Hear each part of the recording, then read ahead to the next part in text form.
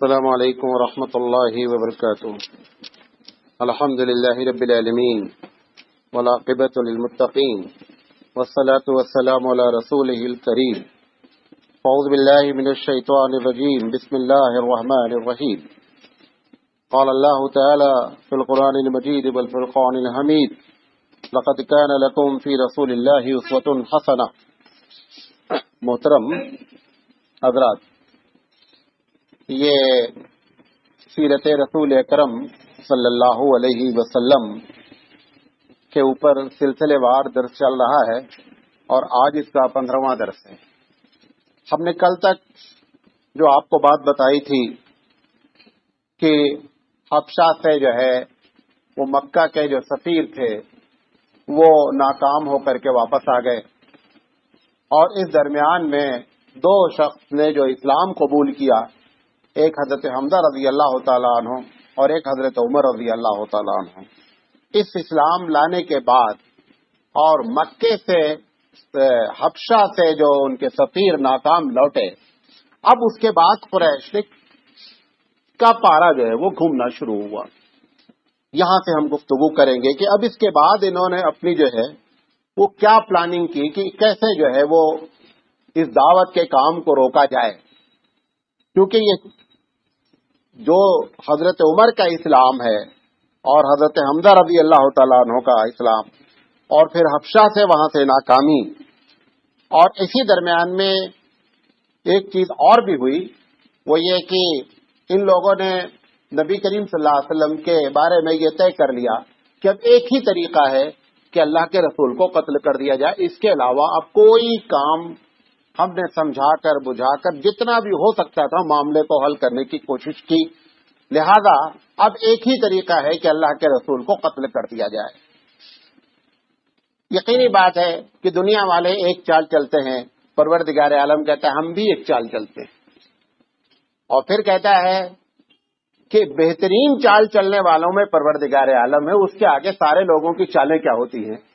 فیل ہو جاتی ہیں۔ واللہ خیر الماکرین، کہ اللہ بہترین چال چلنے والوں میں سے ہے۔ اگر وہ کسی کو بچانا چاہتا ہے، یا اس کے لوح محفوظ میں یہ بات لکھی جا چکی ہے کہ اسلام کا جھنڈا جو ہے وہ گڑے گا، تو پھر قریش کیا پوری دنیا کے لوگ بھی اگر اس کے مخالف ہو جائیں تو کوئی فرق نہیں پڑتا۔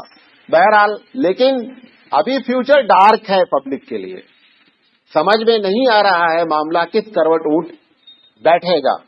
جب انہوں نے قتل کی سازش کی تو ابو طالب کے کانوں میں یہ بات پہنچی کہ اب ان کی جو اگلی پلاننگ ہے، ابھی تک تو معاملہ ستانے کا اور ادھر ادھر سے چل رہی تھی بات، لیکن اب جو ہے یہ ہمارے بھتیجے کو جو ہے وہ جان لینا چاہتے ہیں۔ لہذا ابو طالب نے جو ہے وہ پہلے تو بنو ہاشم کے لوگوں کو کال کیا، سارے لوگوں کو، چند لوگ اس میں سے مسلمان تھے، زیادہ تر غیر مسلم تھے۔ پھر انہوں نے عبد المطلب یعنی اپنے سارے بھائیوں کو، کہ لوگ 10 بھائی تھے جس میں سے صرف عبداللہ کا انتقال ہوا تھا یا ایک آدھ کا، اور ان کے سارے بچوں کو ان کو بلایا اور بلا کر کے کہا دیکھو یہ ہم نے سنا ہے کہ قریش جو ہے وہ ہمارے بھتیجے کو جو ہے وہ جان سے مارنا چاہتے ہیں، لہذا سب لوگ اس بات کا عہد کریں کہ ہم اپنے اس خاندان کے اس فرد کی حفاظت کریں گے۔ دیکھیں، عصبیت اتنی بڑی چیز ہوتی ہے، اسلام لانا نہ لانا ایک الگ مسئلہ ہے، لیکن جو خاندانی عصبیت ہے اس کی بنیاد پر ابو طالب نے جو ہے وہ لوگوں کو للکارا۔ بہرحال ایک کو چھوڑ کر ابو لہب، سارے لوگوں نے کہا کہ ابو طالب جو تم کہتے ہو اس کے لیے ہم تیار ہیں، اور ہم جب تک، ابو طالب نے کہا کہ جب تک اس لاش پر سے گزر نہیں جائیں گے تب تک نبی کریم صلی اللہ علیہ وسلم تک تمہارا ہاتھ پہنچ نہیں سکتے۔ بہرحال یہ بھی ادھر سے انہوں نے قتل کا اعلان کیا، ان کی اپنی پلاننگ، ادھر سے ابو طالب نے بھی اپنی ان باتوں کا بھی جان بوجھ کر چرچا کر دیا کہ اب ہم دونوں لوگ جو ہیں وہ نبی کی سیکیورٹی کے لیے اپنی جان کی بازی لگانے کے لیے تیار ہیں۔ اس کے بعد ایک واقعہ پیش آتا ہے جو آپ لوگ سنتے رہتے ہیں کہ نبی کریم صلی اللہ علیہ وسلم اور ان کے خاندان والے شیب ابی طالب میں جو ہے وہ قید ہو گئے۔ میں نے بڑی کتابیں دیکھی کہ آخر اس کی کیا وجہ تھی کہ مکے میں ان کا گھر ہے. شیب ابی طالب جو لوکیشن لوکیٹ کرتی ہے آج بھی اور اس وقت بھی، وہ تقریباً 2 میل کے فاصلے پر ہے. ان کے گھر سے 2 میل کے فاصلے پر ہے. جو عبد المطلب کی پراپرٹی تقسیم ہوئی تو اس میں یہ جو شیب کہتے ہیں 2 گھاٹیوں کے بیچ کا، 2 پہاڑوں کے بیچ کا ایریا جس کو ہم ویلی یا وادی کہتے ہیں، یہ علاقہ ابو طالب کے حصے میں پراپرٹی میں آیا. اس کا نام ہی کیا مشہور ہو گیا، شیب ابی طالب، یعنی ابو طالب کی گھاٹی. یہ سیرت نگار نہیں لکھتے ہیں کہ آخر اپنا گھر چھوڑ کر کے اس گھاٹی میں جانے کی وجہ کیا ہے. میں نے بڑی یقینی بات ہے، میں تقریر کر رہا ہوں، 20 سیرت کی کتابوں کا مطالعہ ہی دن بھر کرتا رہتا ہوں، کہیں سے یہ لنک نہیں لگ پا رہا کہ آخر اس کی وجہ کیا ہے. ایک بہت بڑے بریلوی عالم ہیں کرم پیر شاہ صاحب ازہری، معتدل قسم کے آدمی ہیں.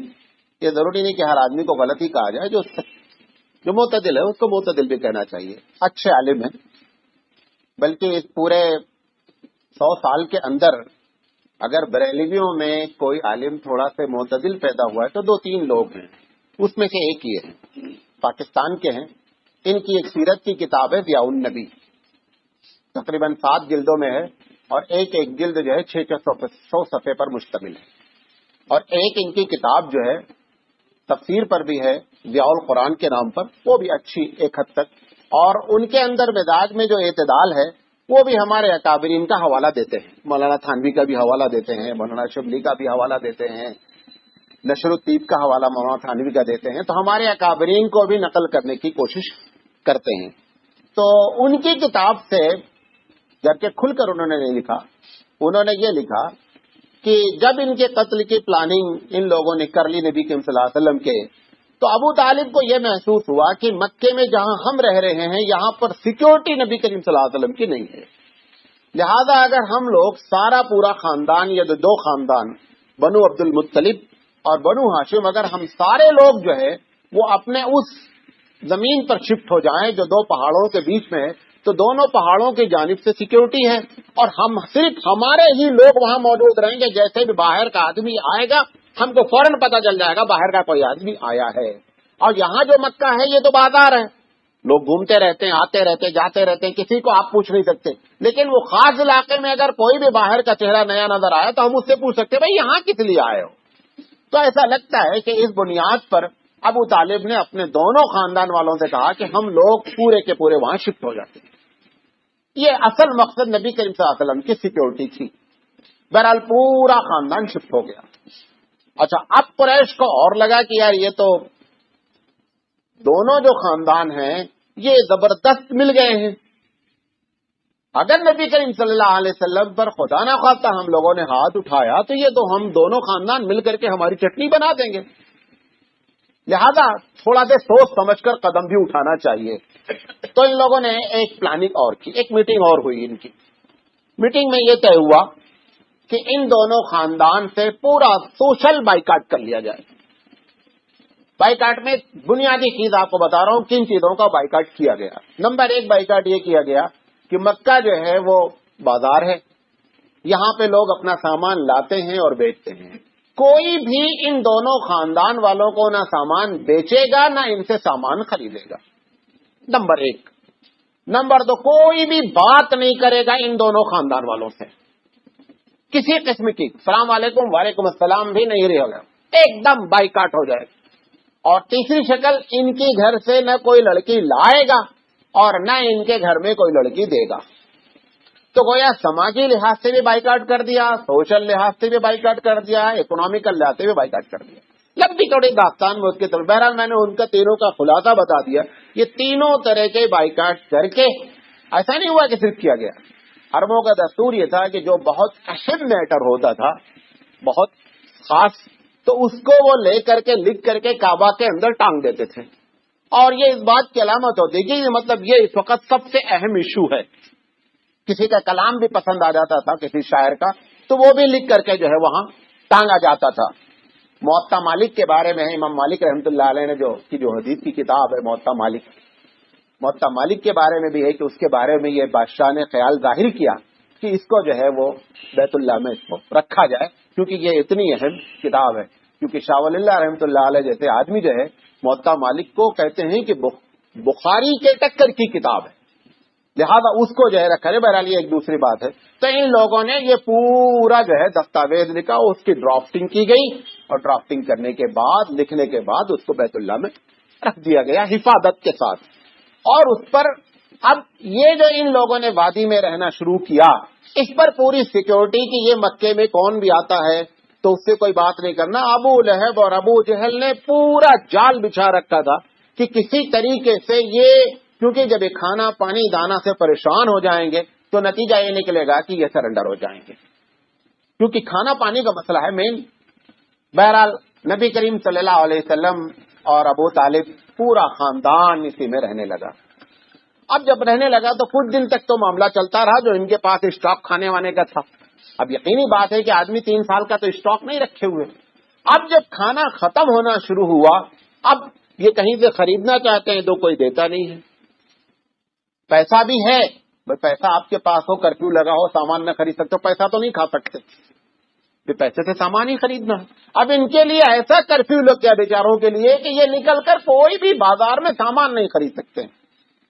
بڑی لمبی چوڑی داستان ہے اس پر, میں مختصراً جا رہا ہوں. اتنی حالت خراب ہو گئی کہ اللہ کے رسول صلی اللہ علیہ وسلم فرماتے ہیں کہ ہم لوگ گھاس اور پتے کھانے لگے.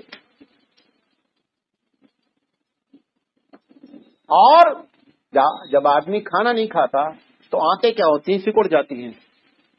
پاخانہ کرنے جب جاتے تھے تو پاخانہ ہی نہیں ہوتا تھا, اور ہوتا تھا تو مینگنی کی طریقے سے ہوتا تھا, کیونکہ کھا پی نہیں رہتے, کچھ پیٹ میں پڑ ہی نہیں رہا تھا.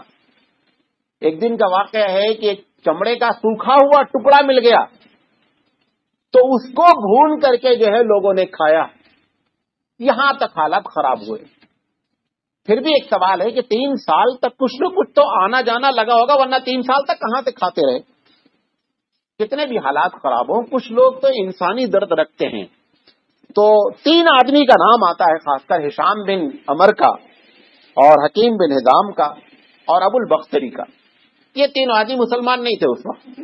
یہ تینوں آدمی چوری چھپا جو ہے وہ سامان اس وادی میں پہنچاتے رہتے تھے. ایک مرتبہ جو ہے یہ سامان لے کر کے جا رہے تھے تو راستے میں جو ہے وہ ابو جہل ٹکرا گئے. کہاں جا رہے ہو؟ کہا یہ خدیجہ رضی اللہ تعالیٰ عنہ کا گیہوں ہمارے پاس رکھا تھا, یہ بطور امانت ہے, ہم ان کو دینے جا رہے ہیں. انہوں نے کہا نہیں, ٹوٹل سوشل بائیکاٹ ہے. تو انہوں نے کہا وہ میری پھوپھی لگتی ہیں, ان کا سامان ہے. انہوں نے کہا نہیں, جانے نہیں دیں گے. اتنے میں ابو البختری آ گیا. ابو البختری بڑا بہادر قسم کا آدمی تھا. اتنے بھائی کیا معاملہ ہے؟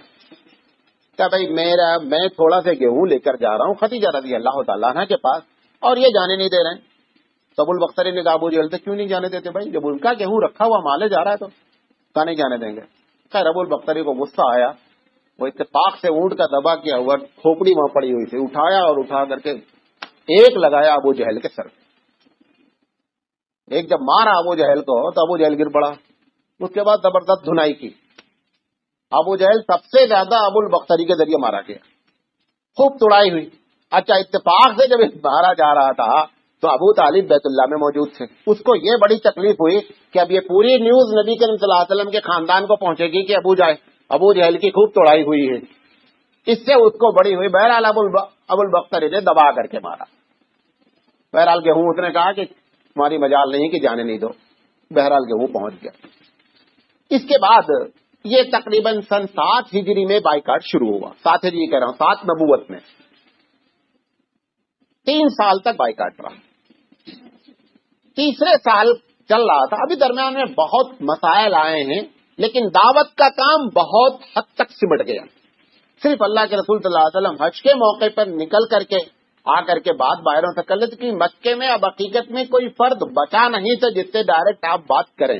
سب کو پیغام کیا ہو چکا تھا, ڈور ٹو ڈور جا کر کے اللہ کے رسول نے اپنی بات سب سے کہہ دی تھی. اور اب اللہ کے رسول کو باہر آنے والے آدمیوں سے ہی کیا تھا, ایکسپیکٹ تھا, ان سے امید تھی کہ شاید یہ لوگ دعوت قبول کریں. لہذا حج کے موقع پر آپ نکلتے تھے اور ان کو دعوت دیتے تھے. ایک دن بیٹھے ہوئے تھے کہ جبریل علیہ السلام نے آ کر کے کہا کہ وہ جو بائیکاٹ ہے جس پہ لکھا گیا ہے یہ وہ سب دیمک کھا گئی ہے. اور اس میں کچھ لکھا نہیں ہے، ختم ہے۔ ابو طالب سے حضور نے فرمایا چچا جان وہ جو بائی کارڈ رکھا ہوا ہے اس میں کچھ بچا نہیں ہے، صرف انہوں نے جو بسم کا اللہم لکھا ہے نا وہی بچا ہے، بقیہ سب صاف ہے۔ انہوں نے کہا بیٹا تم کو کس نے بتایا؟ وہ تو وہاں بہت حفاظت سے رکھا ہے اور اس کی سیکیورٹی بھی ہو رہی ہے۔ انہوں نے کہا کہ ہمارے رب نے ہم کو بتایا۔ ابو طالب نے کہا ٹھیک ہے میں جا کر کے قریش سے بات کرتا ہوں، اور اگر بات سچی ہوئی تو پھر ہم ان سے آگے بات کریں گے۔ تو اب یہ ابو طالب 2 لوگوں کو اپنے خاندان سے لے کر کے آئے۔ یہاں تو بدماش قسم کے سارے لوگ بیٹھے ہی رہتے تھے، روزانہ آئے تو ان لوگوں نے کہا کہ دیکھا 3 سال میں نشہ ٹوٹا ہے، اب ابو طالب کوئی بات کرنے آ رہے ہیں، چلو دیکھتے ہیں کیسے سرنڈر ہونا چاہتے ہیں، کیا معاملہ کرنا چاہتے ہیں۔ تو ابو طالب نے کہا کہ ایسا ہے کہ میں آپ سے کچھ بات کرنا چاہتا ہوں، قبل اس کے کہ میں بات کروں وہ جو تمہارا بائی کارڈ ہے وہ اٹھاؤ، اس میں کیا لکھا ہوا ہے؟ تو انہوں نے کہا کہ اس سے کیا فرق پڑتا ہے؟ انہوں نے کہا دیکھیں ہمارے بھتیجے نے بتایا کہ اس میں جو کچھ لکھا تھا سب اللہ نے دیمک کے ذریعے صاف کروا دیا، کچھ بچا نہیں ہے، اور اگر یہ بات میرے بھتیجے کی صحیح ہے تو میں تم سے پھر عہد کرتا ہوں کہ میں جان دینے تک ان کا ساتھ دوں گا، اس لیے کہ میرا بھتیجا سچ ہے، اور اگر یہ بات غلط ہے تو پھر تم جیسا کہتے ہو ہم ماننے کے لیے تیار ہو جائیں گے۔ انہوں نے کہا یہ تم نے بہت اچھا فیصلہ کیا، کیونکہ انہوں نے کہا مجھے تو معلوم ہے غلط کہہ رہے وہ۔ کہا ٹھیک ہے ہاتھ کنگن کو آرتی کیا لے کر کے آ جاؤ۔ وہ بائی کارڈ اٹھایا، اٹھانے کے بعد جب کھولا گیا تو بائی کارڈ پورا جو کچھ تھا، صرف اس میں جو انہوں جہاں پر اللہ لکھ رکھا تھا اتنا بچا ہوا تھا، پورا صاف۔ اب جب دیکھا انہوں نے، حالانکہ اتنی چیز شروع سے دیکھ رہے ہیں، یہ 7واں سال ہے نبوت کا، جب ہم لوگ بات کر رہے ہیں آپ سے کہ 7واں سال ہے، مستقل دیکھے چلے آ رہے ہیں، لیکن ایمان نہیں لانا ہے، جن کو نہیں لانا ہے۔ تو انہوں نے کہا دیکھو یہ تمہارا بھتیجا بہت بڑا جادوگر ہے، یہ اس نے جادو کے دور سے اس کو صفائی کروا دیا۔ ابو طالب نے کہا یہ کچھ نہیں، یہ اس کے اللہ نے کروایا ہے۔ ایک مرتبہ ابو طالب، اب دیکھیے کیا کہہ رہے ہیں اس کا اللہ، حالانکہ ان کا بھی تو اللہ ہے۔ ایک دن ابو طالب کی طبیعت خراب ہو گئی، ابو طالب حضور سے تقریباً 35 سال بڑے تھے، تو کہا کہ بھتیجے تم اللہ پر ایمان لائے ہو، اپنے اللہ سے میرے لیے دعا نہیں کرتے ہو کہ میری طبیعت ٹھیک ہو جائے؟ کہا بھی کرتا ہوں۔ ہاتھ اٹھایا، اللہ تعالیٰ نے سن لیا، ابو طالب کی طبیعت ٹھیک ہو گئی۔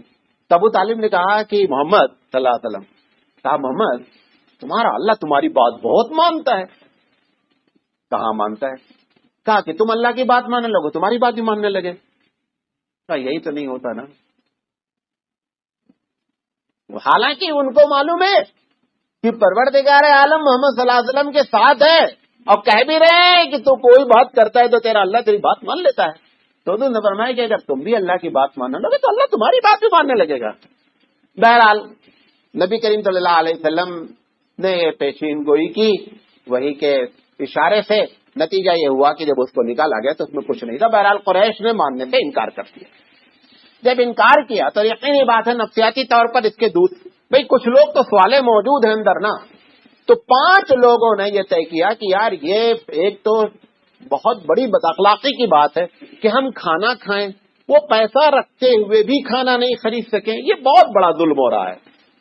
تو 5 آدمی اس میں تھے، ایک تو ہشام بن عمر تھے، دوسرے زہیر بن امیہ تھے، مطعم بن عدی تھے، ابو البختری اور ضمع بن اسود۔ بعض لوگوں نے اور لوگوں کا نام لکھا ہے۔ اس میں ایک آدمی نے سب سے پہلے جا کر دوسرے آدمی سے کہا کہ اچھا یہ بتاؤ، یہ انصاف کی بات ہے کہ ہم لوگ کھانا کھائیں اور پورے یہ قبیلے والے لوگ بےچارے کھانا نہیں کھائیں، اور وہ لوگ بھوکے اتنے ہیں، بچے روتے ہیں تو یہاں تک آواز آتی ہے۔ انہوں نے کہا میرا دل بھی کہتا ہے کہ یہ بائی کارڈ ختم ہونا چاہیے، لیکن میں کیا کروں، میں اکیلا ہوں۔ کہا کیوں اکیلے ہوں، میں تمہارے ساتھ ہوں، چلو ہم 2 آدمی ہو گئے۔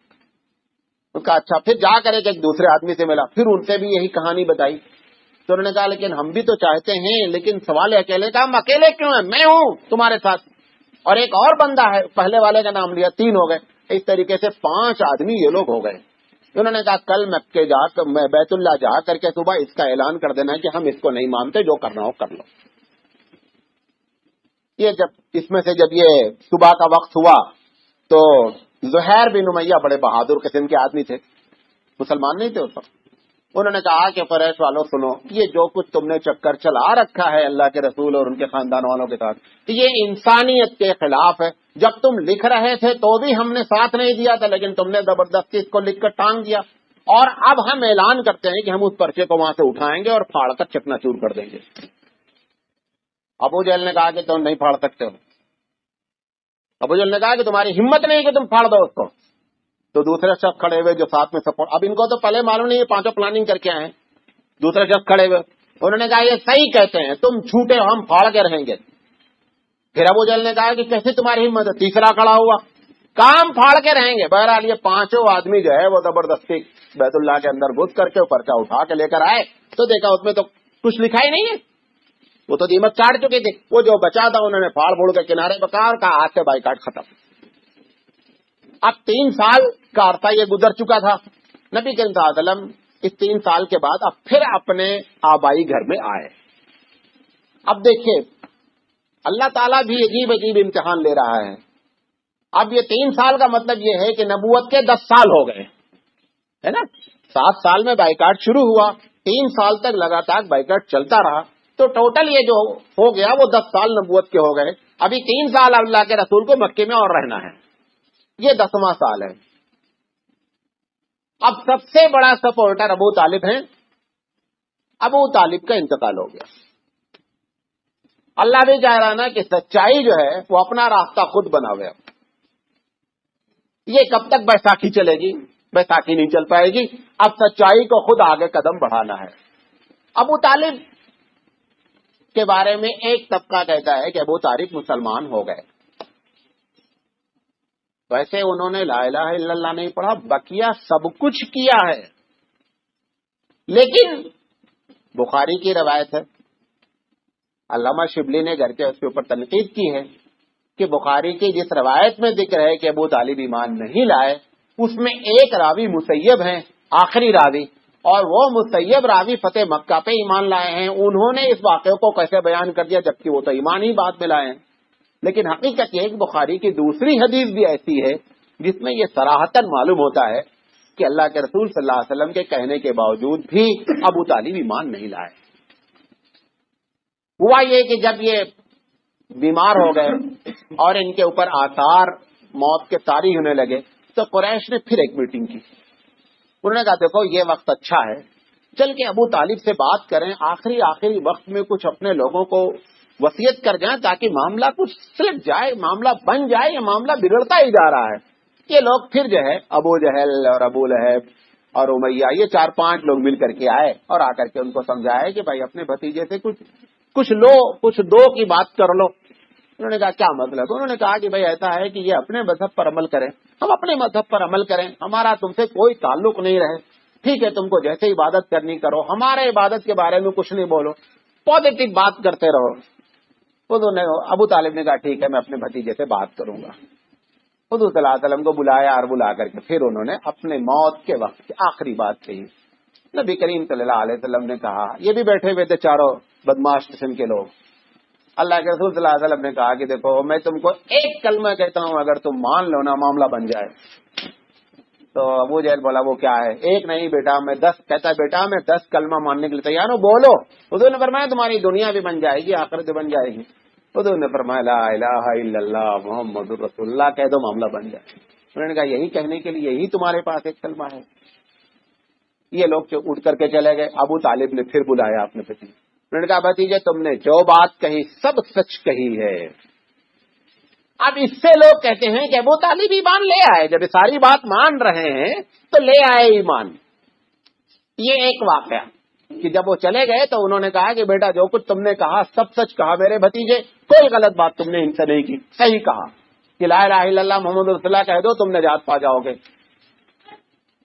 نبی کریم صلی اللہ علیہ وسلم نے ابو طالب سے کہا کہ چچا جان آپ ایک مرتبہ کہہ دیں لا الہ الا اللہ، ہم قیامت میں اللہ کے دربار میں سفارش کرنے کے لائق ہو جائیں آپ کے، ہم کو ایسا کھڑا کر دیجیے۔ انہوں نے کہا بھتیجے میرا بہت دل چاہتا ہے کہ میں وہ بات کہہ دوں جو تم چاہتے ہو، لیکن اگر میں اب یہ کہوں گا تو لوگ بولیں گے کہ ابو طالب موت کے ڈر سے جو ہے نا وہ اپنے بھتیجے کے چکر میں آ گیا، لہذا میں اپنے باپ عبد المطلب کے مذہب پر انتقال کر. نبی صلی اللہ علیہ وسلم مایوس ہو گئے، آپ رونے لگے جب انہوں نے یہ جملہ کہا، اور آپ سخت مایوس ہو کر کے چلے آئے. حضرت علی رضی اللہ تعالیٰ عنہ سے کہا کہ آپ ان کی تکلیف کریے، میں اٹھ کر کے جو ہے وہ جا رہا ہوں. ایک روایت ابن ہشام نے اور نقل کی کہ آخری وقت تھا، ابو طالب کے ہونٹ ہل رہے تھے، میں نے کان لگایا تو ابو طالب کہہ رہے تھے لا الہ الا اللہ محمد رسول اللہ. نبی کریم صلی اللہ علیہ وسلم سے حضرت عباس نے کہا کہ عباس کے بھائی ہیں نا، یہ کہا کہ ابو طالب کہہ رہے ہیں لا الہ الا اللہ محمد رسول اللہ. حضور نے فرمایا میں نے تو نہیں سنا، تم نے کان لگا کے سنا لیکن میں نے تو نہیں سنا. حضور سے جو انہوں نے بات کہی، انہوں نے وہی جملہ نقل کیا جو بخاری نے نقل کر رکھا ہے کہ میں اپنے باپ عبد المطلب کے دین پر انتقال کرتا ہوں. پھر ایک دوسری روایت موجود ہے جس میں حضور صلی اللہ علیہ وسلم سے حضرت عباس رضی اللہ تعالیٰ عنہ خود پوچھتے ہیں کہ بھتیجے یہ بتاؤ، یہ جو ابو طالب نے پوری زندگی تمہارا سپورٹ کیا، اس کے بدلے میں اللہ نے ان کو کیا اللہ ان کو دے گا؟ یہ سوال کیا اپنے بھائی کے بارے میں نبی کریم صلی اللہ علیہ وسلم سے. انہوں نے کہا کہ میں اللہ سے میں نے دعا کی کہ میں آپ کے لیے مغفرت طلب کرتا رہوں گا جب تک اللہ منع نہیں کر دے. میں مغفرت طلب کروں گا اپنے چچا جان کے لیے. میں مغفرت طلب کر رہا تھا، رب نے مجھے منع کر دیا. قرآن کی آیت نازل ہو گئی کہ کسی مسلمان کے لیے یہ جائز نہیں ہے کہ وہ کسی مشرک کے لیے دعا کرے. میری دعا کا اتنا فائدہ ہوا، اپنے چچا سے کہہ رہے ہیں عباس سے، میری دعا کا اتنا فائدہ ہوا کہ پورے جہنم میں رہنے کے بجائے صرف ان کے پیروں میں جو ہے وہ چپل ہوگی آگ کی، اور جس کی وجہ سے ان کا بھیجا پک رہا ہوگا. اللہ تعالیٰ نے یہ اتنا رحم کیا کہ اور اگر پوچھا جائے گا، دوسرے حدیث میں آتا ہے ابو طالب سے اگر پوچھا جائے تو ابو طالب کہیں گے کہ سب سے زیادہ عذاب ہم کو دیا جا رہا ہے، جبکہ اس پورے جہنم میں سب سے خفیف عذاب جو ہے وہ جو ہے کس کو ہے؟ ابو طالب کو. لیکن میری اپنی ذاتی رائے جو کرم پیر شاہ صاحب نے اس معاملے میں کہا بڑی اچھی. انہوں نے کہا کہ بہتر یہ ہے کہ اس میں زبان بند رکھی. ایک طرف آپ اللہ کے رسول صلی اللہ علیہ وسلم کے ساتھ ابو طالب کی قربانی دیکھیے. کوئی ہم سے یہ پوچھنے نہیں آتا ہے کہ ابو طالب کو مسلمان بولو گے تو تمہاری جنت بنے گی. لہذا اس میں بہتر یہ ہے کہ اسٹیجوں سے اس پر گفتگو کر کے ان کو کافر ثابت کرنے کی کوشش کرنے کے بجائے اس میٹر پر گفتگو نہ کی جائے. بہرحال ابو طالب کے انتقال کے بعد نبی کریم صلی اللہ علیہ وسلم کا گویا کہ ایک بہت بڑا ستون کیا تھا وہ گر گیا. اس کے کچھ دن کے بعد کچھ ہی دن ہوئے تھے کہ حضرت خدیجہ رضی اللہ تعالیٰ عنہ کا انتقال ہو. اب خدیجہ رضی اللہ تعالیٰ عنہ جو مالی سپورٹ کرنے والی تھی، حضرت ابو طالب جو آؤٹ سائڈ سپورٹ کر رہے تھے، یہ دونوں سپورٹ. اور خدیجہ کون ہے آپ کو معلوم ہے؟ خدیجہ رضی اللہ تعالیٰ عنہ. بخاری کی ایک روایت نقل کر دیں خدیجہ رضی اللہ تعالیٰ عنہ کے بارے میں. جبریل علیہ السلام آئے، کہا اللہ کے رسول سے کہ خدیجہ آپ کے پاس ابھی سالن لے کر آنے والی ہیں. اللہ نے ان کو سلام کہا ہے. اللہ نے خدیجہ کو سلام کہا ہے اور میں بھی ان کو سلام کرتا ہوں اور ایک پیغام بھیجا ہے. نبی کریم صلی اللہ علیہ وسلم نے فرمایا کیا ہے؟ کہا اللہ نے کہا ہے کہ خدیجہ کے لیے جنت میں میں نے ایک بہترین قسم کا موتیوں کا محل بنایا ہے جس میں خدیجہ رہیں گی اور اس میں کوئی شور اور شغب نہیں ہوگا. یہ خدیجہ رضی اللہ تعالیٰ عنہ کی وہ قربانی ہے. ایک مرتبہ حضرت عائشہ صدیقہ رضی اللہ تعالیٰ عنہ نبی کے صاحب ان کے انتقال کے بعد بھی خدیجہ کا ذکر کرتے تھے. سوکن تو سوکن ایک دن انہوں نے ذکر کیا خدیجہ کا. نبی کے صلی اللہ علیہ وسلم حضرت عائشہ صدیقہ رضی اللہ تعالیٰ عنہ نے کہا کیا آپ بوڑھی عورت کا ہر وقت ذکر کرتے رہتے ہیں؟ نبی کریم صلی اللہ علیہ وسلم نے فرمایا عائشہ تمہیں معلوم نہیں ہے، جب کوئی میرا سپورٹر نہیں تھا تو خدیجہ میری سپورٹر تھی. اور اتنے دبنگ انداز میں نبی کریم صلی اللہ علیہ وسلم نے عائشہ سے کہا کہ عائشہ کہتی ہیں کہ اس کے بعد پھر ہماری ہمت نہیں ہوئی کہ خدیجہ رضی اللہ تعالیٰ عنہ کے خلاف کسی قسم کی کوئی بات کہنے کی. اتنا نبی کریم صلی اللہ علیہ وسلم چاہتے تھے، حتیٰ کہ خدیجہ رضی اللہ تعالیٰ عنہ کی جو سہیلیاں تھیں ان کے ساتھ بھی آپ جو ہے وہ بہترین قسم کا برتاؤ کرتے تھے. جب کبھی گوشت وغیرہ کاٹتے تھے تو حدیث میں آتا ہے کہ کہتے تھے خدیجہ کی سہیلی کے گھر میں گوشت بھجوا دو، وہ خدیجہ کی سہیلی ہیں. تو اس طریقے سے نبی کریم صلی اللہ علیہ وسلم حضرت خدیجہ رضی اللہ تعالیٰ عنہ کو مانتے تھے. اور اللہ تعالیٰ نے یہ بہت بڑی بات ہے، چند لوگوں کو پروردگار عالم کا سلام آیا ہے پورے تاریخ میں، چند لوگوں کو. میرے علم میں جو ہے وہ دو ہیں، ایک ابو بکر صدیق رضی اللہ تعالیٰ عنہ ہیں اور ایک حضرت خدیجہ رضی اللہ تعالیٰ عنہ ہیں. اور اتفاق سے یہی دونوں شخص سب سے پہلے جو ہے وہ اسلام لانے والوں میں سے ہیں. خدیجہ رضی اللہ تعالیٰ عنہ کے انتقال کے بعد نبی کریم صلی اللہ علیہ وسلم کے لیے ایک بہت بڑا مسئلہ کھڑا ہوا، لیکن یقینی بات ہے کہ جس کی پشت پر پروردگار عالم کا ہاتھ ہو سارے مسائل حل ہوتے چلے جاتے ہیں. اس کے بعد انشاءاللہ زندگی رہی تو کل گفتگو ہم کریں گے کہ اس کے بعد پروردگار عالم نے کیا پلاننگ کی اور اللہ کے رسول صلی اللہ علیہ وسلم نے مکے میں وہ 3 سال کیسے گزارے. اللہ تعالیٰ سے دعا ہے کہ اللہ تعالیٰ کہنے سے زیادہ عمل کرنے کی توفیق عطا فرمائے، نبی کریم صلی اللہ علیہ وسلم اور ان کے اصحاب سے محبت کرنے کی توفیق عطا فرمائے. باخر دعوانا ان الحمدللہ رب العالمین. سبحان اللہ و بحمدہ، سبحانک اللہم و بحمدک، اشہد ان لا الہ الا انت، استغفرک و اتوب الیک.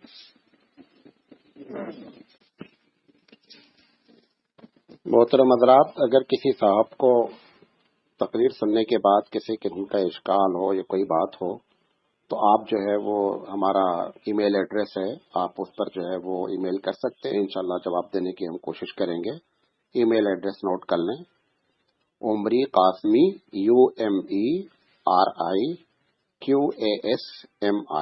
عمری قاسمی @yahoo.com. جزاک اللہ خیر.